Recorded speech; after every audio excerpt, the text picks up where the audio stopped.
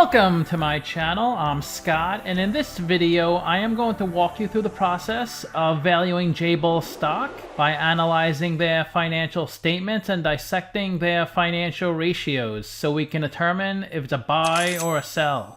Jabil is a manufacturing services company. It has 100 plants in 30 countries. Its customers span numerous industries, including healthcare, life sciences, clean energy, instrumentation, defense, aerospace, automotive, computing, storage, consumer products, networking, and telecommunications. Its services include design engineering, manufacturing, supply chain services, and materials technology services. The company has been the recipient of many awards and recognition. The company is headquartered in Saint Petersburg, Florida, and was founded in 1966. It trades on the New York Stock Exchange and Deutsche Borse. Let's get started with the model. This is a mid-cap company, 10 billion market cap. They're trading at $69 a share, and they have 143 million shares outstanding. Let's look at their financials. The way you value a company is you estimate the free cash flows into the future, and then you discount those numbers back to today's value. That's what we're doing in this video. And free cash flow is cash flow from operations minus capital expenditures. They did have negative free cash flow in 2018, but it was positive after that.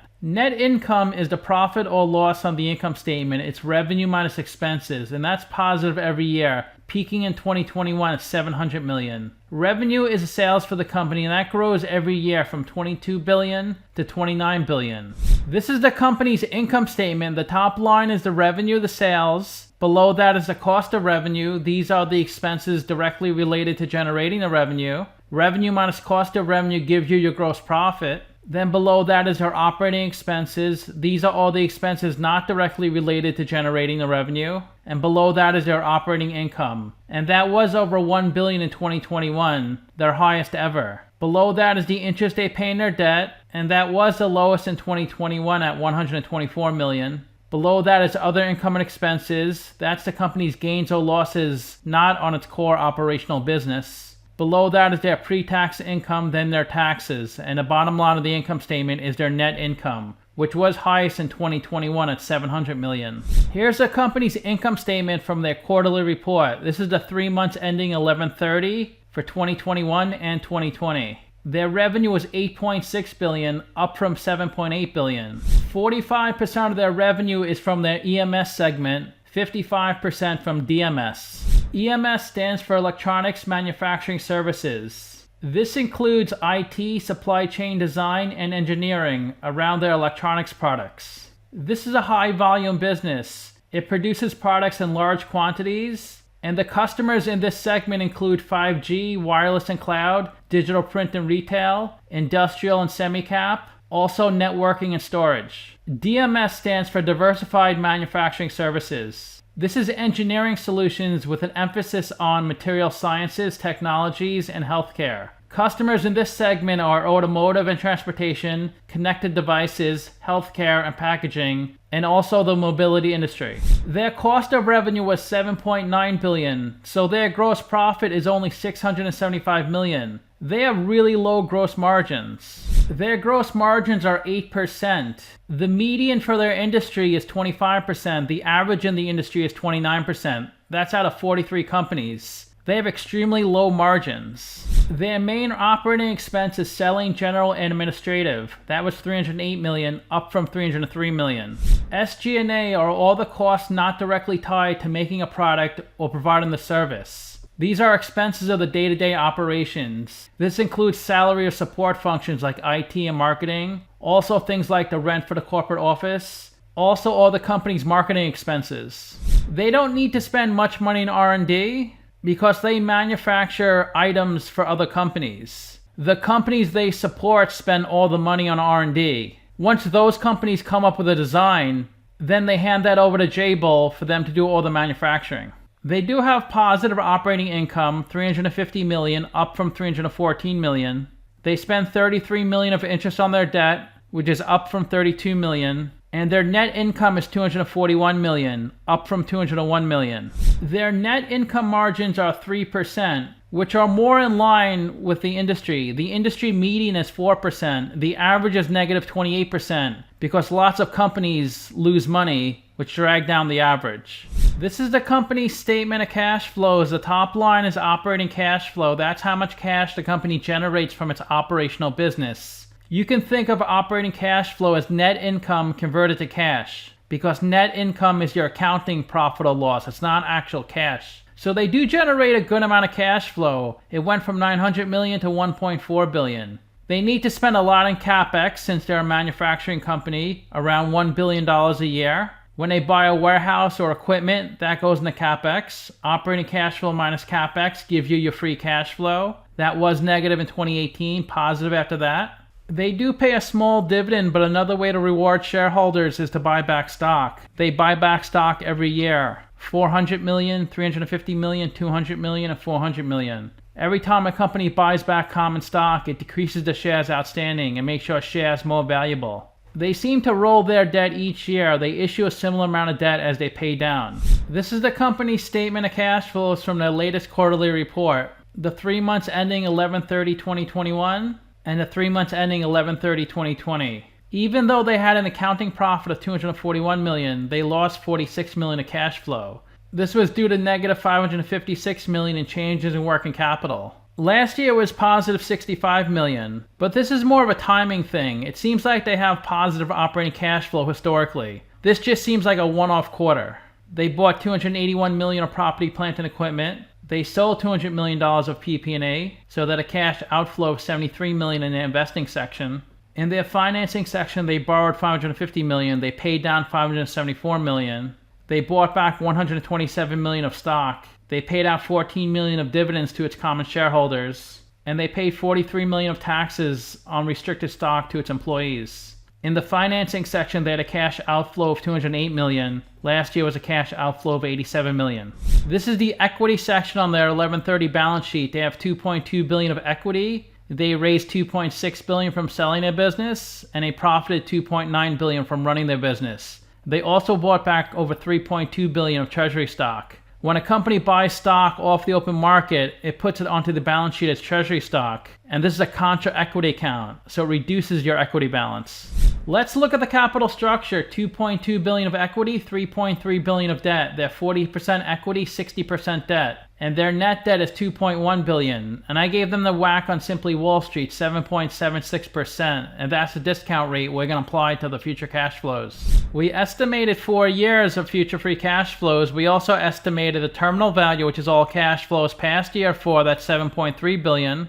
We discounted those numbers back to today using the weighted average cost of capital. We get a value of the company of $6.5 billion. We divide that by 143 million shares. And we get a calculated stock price of $45. They're trading at $69, so they're trading at a 52% premium. It's a sell according to the model. The company's 2022 revenue projections is $17 million for diversified and $14.8 million for electronics. That's $31.8 million. That's 9.5% higher than 2021. So I grew their revenue 9.5% a year for the next 4 years. That's how I got their future revenue estimates. To get their future free cash flows, I need to see what percent of their revenue they convert to free cash flow. So I summed up these 3 free cash flow numbers. I divided by these 3 revenue numbers. And that comes out to 0.9%. A little under 1%. So I multiplied their future revenue estimates by 0.9%. That's how I got their future free cash flows. The website Simply Wall Street has a valuation of 124. They're saying it's 44% undervalued. So they're in the opposite direction of me. 5 analysts priced this stock and the average price target is 77. This is where the stock has been trading the last 2 years. It bottomed out in March 2020 and then it's only gone up. Whenever you bought the stock within the last 2 years, you should have made money as long as you held for at least a month. They consistently pay an 8-cent dividend every quarter. So their dividend yield is about 0.5%, which is only 7% of their net income, 12% of their free cash flow. Their industry pays a 1.2% dividend, so they're lower than their industry. They have a beta of 1.37, so the stock is a little more volatile than the market. It's gone up 55% in the past 52 weeks, while the S&P is up 23%. The 52-week low is 41, the high is 72. Since the stock price keeps going up, it's trading above its 50-day and 200-day moving average. This is not a popular stock. Only about 900,000 shares are traded each day. Of the 143 million shares outstanding, 134 million are on float. When a share is on float, that means it's available for people like me and you to purchase. The 9 million shares not on float are held by insiders that cannot be purchased by people like me and you. 89% of the shares are held by institutions, so it has a high institutional ownership. 1.2% of the shares are shorted. They employ lots of people and their employee count has been going up. They have 238,000 people on their payroll. If you invested $10,000 into this company 10 years ago, your stock would have pretty much been flat for 5 years. Then around 2017 it started going up. Then it crashed in March 2020, and then it's been a rocket ship after that. You'd have close to $37,000 today. That's a 14% annual return. Within the past 3 months, 10,000 insiders have sold, 3,000 insiders have purchased. In the past 6 to 12 months, insiders have sold 50,000 shares. Here's more detail on the insider buying and selling. These are the dates, the people, the number of shares, and the price that they sold or bought. 90% of the shares are held by institutions, 6.5% by insiders, and 3.5% by the general public. Fidelity is the biggest shareholder at 15%, 22 million shares valued at $1.5 billion. Then Vanguard at 10%, BlackRock, Yale Capital, and William Marine.